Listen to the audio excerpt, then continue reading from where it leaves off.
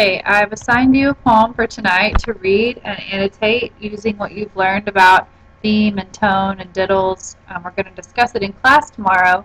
And of course on the AP test, no one's going to read you the poem, but since it's, the beginning of the semester, I thought I would have a recording available to you so that you could hear it and how it is supposed to sound.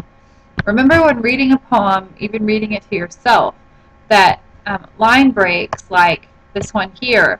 Notice how there's no punctuation on the end here of the first line. So you need to read it as if it's all one sentence.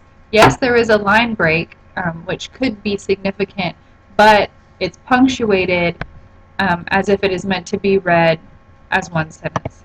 Here we go. A story by Lee Young Lee. Sad is the man who has asked for a story and can't come up with one. His 5-year-old son waits in his lap. Not the same story, Baba, a new one. The man rubs his chin, scratches his ear.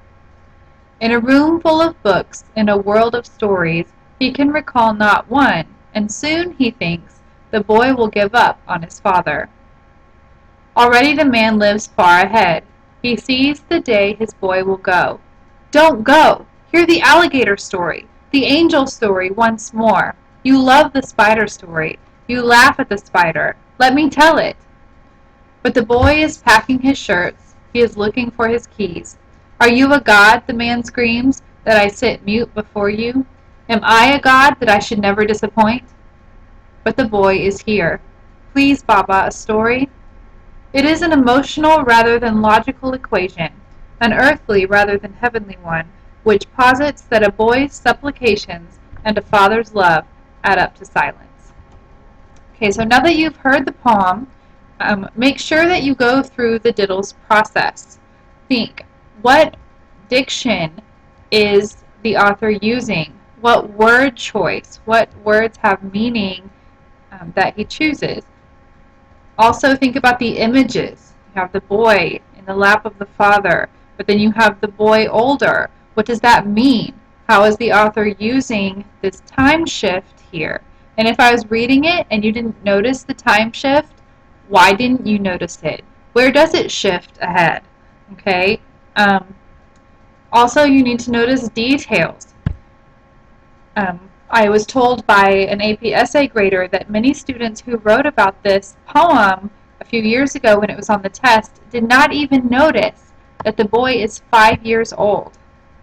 Okay, it says it for you right there that the son is 5. A lot of them thought the boy was older, whereas the father is just having a flash forward and thinking about when the boy is older. Think about the language.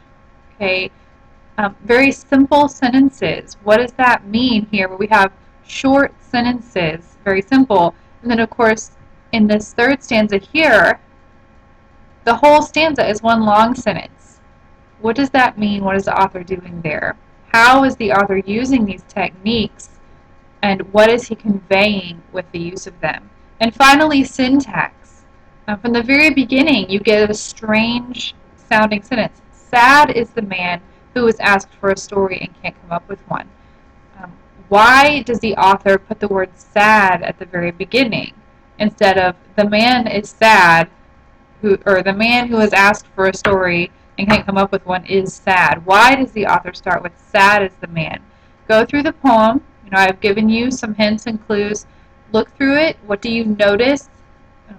Annotate for imagery and all the things that you've gone over the last million years of your school career, and bring it tomorrow.